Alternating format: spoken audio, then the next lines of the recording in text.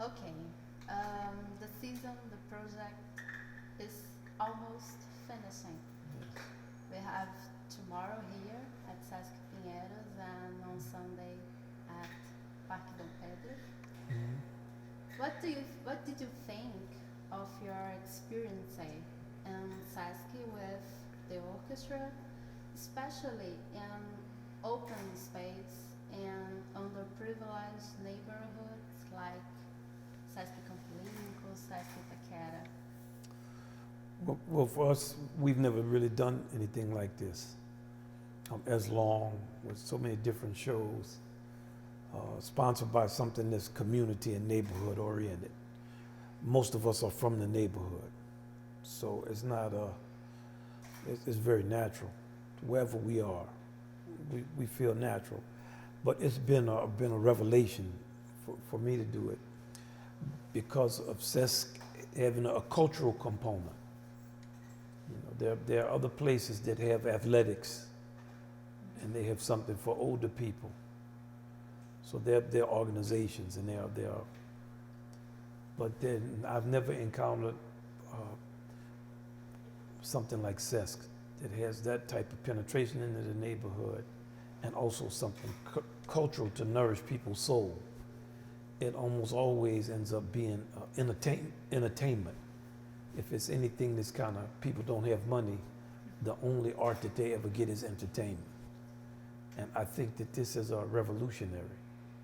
And I don't think there's anything like this in the world. I haven't encountered it. I think the closest is just, Germany puts a lot of money into into its culture, but it doesn't have a thing like Sesc. So it's been, in my experience, I've been out here for a while too. I didn't just get out here. This has been a revelation. And that the tickets are not expensive, and that people can come and they can experience a style of music that they probably have not experienced live. And that the halls and the facilities are in their neighborhoods. Everybody in the band, we're all talking about it. So can you imagine if we had this in the Bronx, or can you imagine if we had this? That's one of them calling right there. So, can you see some similarities between Sesc's actions and the orchestra's education work? Well, the orchestra, we educate students, and our organization also educates students, and we try to be for people of all different backgrounds. In America they call it Title IX. They have different names for people, generally black people or people who are non-white people. But we are inside of a system that, it's uphill the whole time.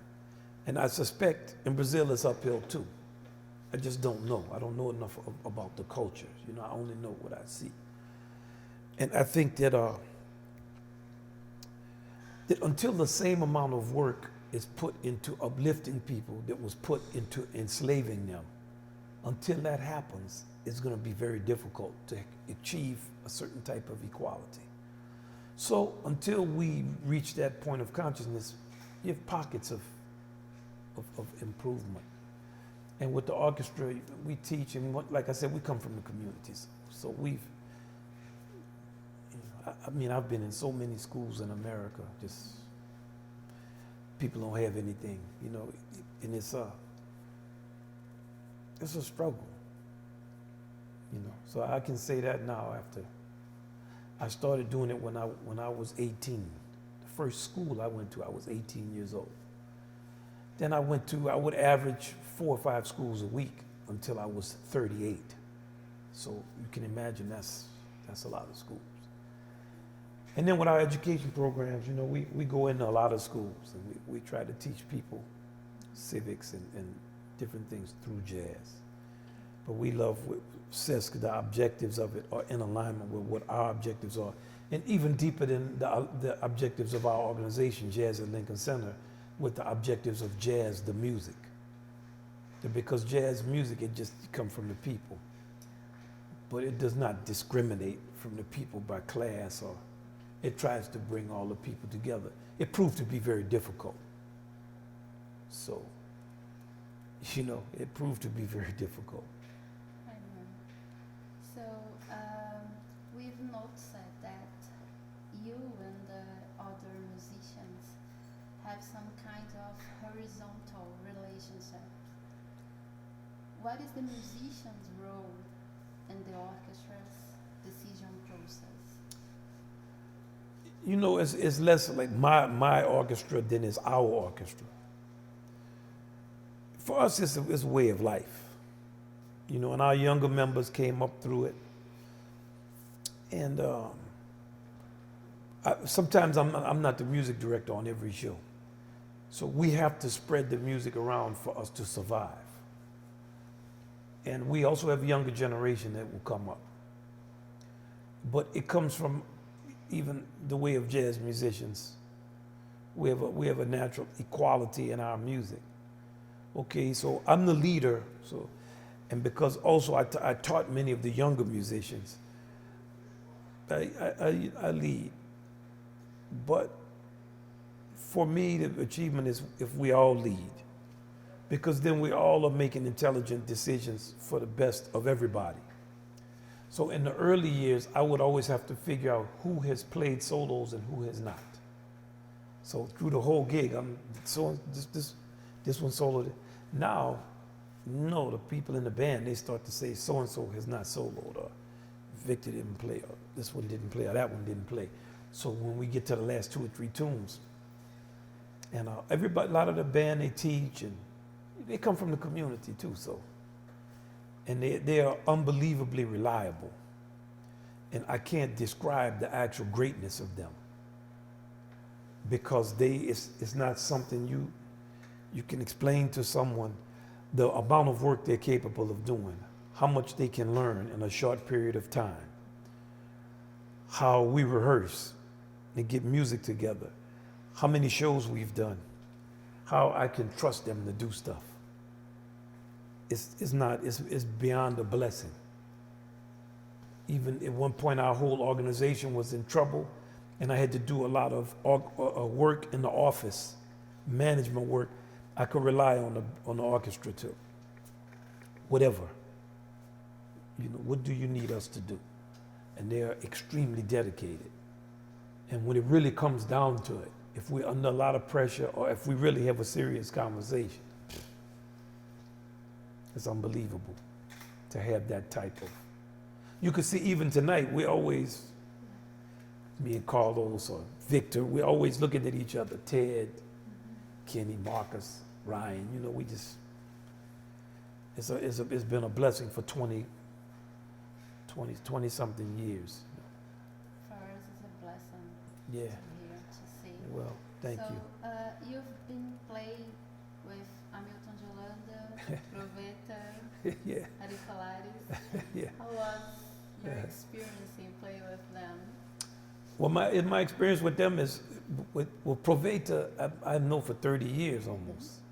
Ari also, he gave me a drum in 1991 that I still have, and he signed the drum. I still have it at my house. So you have to understand that with them, I've known them a long time. I played on Proveta's last record, and Ari, we see each other, so it's more like family. It's not, and Proveta too, so much music. It's just, they're musicians on such a high level. Okay. Also musicologists, also study the music, also believe in the music. Ari, all the stuff he knows. So I always tell people, Ari, he was talking about the tradition in the music then when he was 20, 24 or something. He was then a young person talking about, man, the tradition, and get these drums and do this, and let's practice this and work on that, and trying to teach me rhythms and stuff.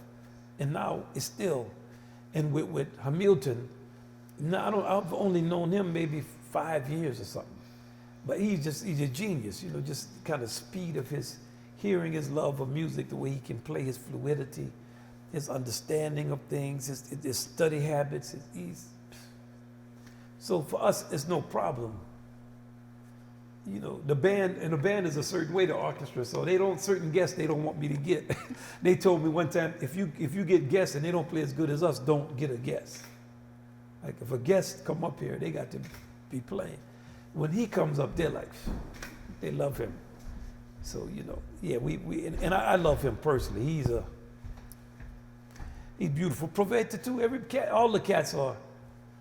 Because Proveta and Ari not supposed to play on these concerts. But I asked them, hey, you play on the concert? They're like, yeah, you know, no problem. So it's more like family, you know. It's not. It's been years, so I have to stress that it's not, we didn't just meet to do a project. You know, I never really do projects. I don't do a project. Like this is our life. And, you know, it's serious. It's fun, but I mean, it's not a project. Ari is not. Proveta is not. We can feel this. Yeah, the it's not. audience. It's not. It's for real. I mean, we've been out here, so when I look at Ari, you know, I laugh tonight. He got to get his drums out. He started to play his spiritual vibe because he was always. So I think about, you know, how many years ago? Maybe almost 30 years. Let's see, 20, 28. I think about him 28 years ago, you know. He was talking about the spiritual music and the sound and the drum and the feeling when you hit it, and people think a drum, you just hit it, but you can't. It's the drum have a soul, you know. So I looked at him tonight when he was playing Kenny's piece. Anyway. So you were a trumpeter, a composer, teacher, and artistic director at the orchestra. But is there anything that you still like to do with music, with jazz? Yeah. Yeah, I What want will to. be- I'm sorry. What will be your next challenge? You know, I mean, I need to get better. You know, I think when I get around Hamilton and Proveta, just how many songs they know. I was thinking I need to learn much more songs, because they know a lot of music. I mean, they play a lot of music, and it's impressive just the knowledge they have. But I want to write some operas. So I think the next thing I'm gonna do, I want to write opera. So I want to write an opera on the American Civil War, but not set in the time of the Civil War, set in the future or that's what I want to do. I don't know if I'll do it, but I want to do it.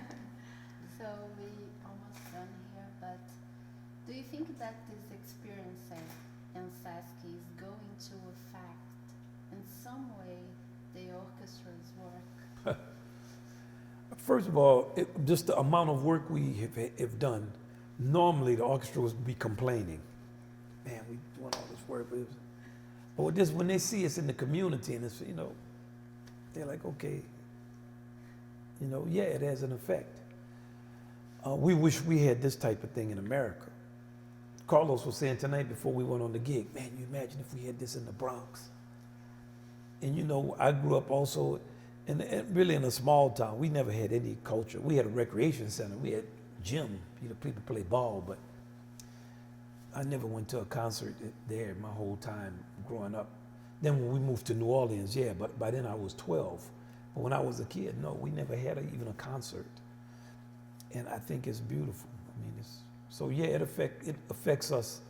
But every experience affects us. But this experience is because of and also the quality of the people we work with at Sesc. The staff and the people we interface with. Dave Robinson, our soundman, was saying, I love the people I'm working with. And he can be difficult working with people. He says, I love the people I'm working with. And for us, everybody we meet is so soulful, and the feeling is so natural. And it affects us. It's going to make us better, more humane. I mean, we see it and we feel it. And we also understand. Well, for the last, I followed some orchestra concerts, and from the perspective of the public, I felt a certain pride, something extraordinary, something rare. So did you feel that are music from the public at Sesc? Yeah, I mean, I feel like the people enjoyed it, but I can't tell where I'm sitting. I'm in the back by the drums. So I can feel it, but I always have to ask our sound man because he's sitting in the hall. How was the people? I ask every night though, how was the people? How was the vibe? And you know, I hope the people feel that because we feel it. I mean, that's what we're honored to be here. You know, I say it before every concert, and it's very important to for the musicians and people who serve the public. It's important to be humble, and it's important for the humility to be a part of what you do because you can't get better if you're not humble. You get somebody like Hamilton is very humble. The way he practiced and work on music and how easy he is, and Praveta, very humble. Praveta comes to me tonight and he goes, do you think I shouldn't play on Quasar number 2 because Hamilton is playing and he played 3, I played 2. I said, man, you Praveta, man. You know, but it's just humility. And yeah, we hope that the people enjoy the music because we're trying to play. And tomorrow will be the same for us. And we had a great time. We're honored to be here. And we're grateful for the experience, and we hope that our music indicates that gratitude. Would you like to say something, or for Sesc, for the team? Yeah, I would like to. Danilo? Yeah, I would like to say something for Sesc and for Danilo. It's an unbelievable experience, and for Danilo, it's an unbelievable achievement to be able to penetrate these type of systems with a cultural message. Culture is always the thing that's left behind, and is the one single thing that actually can bring people together. That could perhaps be why it's left behind.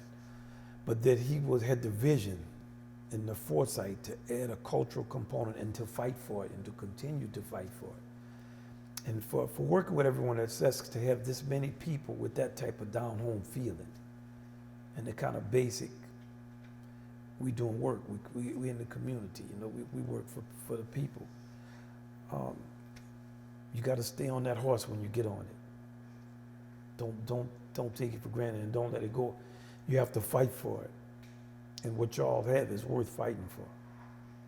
Because this, you can't get any higher than that. You know, sometimes people think if they buy a house or if they have a fancy automobile or they define their success in terms of something material. And then with that also comes a home that's segregated from other people with a gate and some way that you can be by yourself. But that's actually poverty. You know, to be rich is enrich in relationships and to be surrounded by people you love and to be in a community of people and to be able to give to people whatever you have. And these are values there, and it's on all the religious books, but it's hard for us to live them because it's not flashy. It's not like a shiny suit. You know, it's something that's like a deeper value. And those deep values, they're worth fighting for. And I think that you all definitely, we have experienced it here, and I think it's something that's very, very special. And I really take I have to bow to Danilo. Over 50 years is a long time to be in the trenches fighting for something and going uphill. And that he did it, and that he has the heart and the courage to do it, and he continues to fight for it. I have unbelievable respect for this man. And I just wish I understood the dynamics of this culture better to speak more clearly on it. But I can feel it. I know what. So that's what I. It's been an honor for us, a privilege. Thank you, Wynton. Yes, ma'am. Thank you.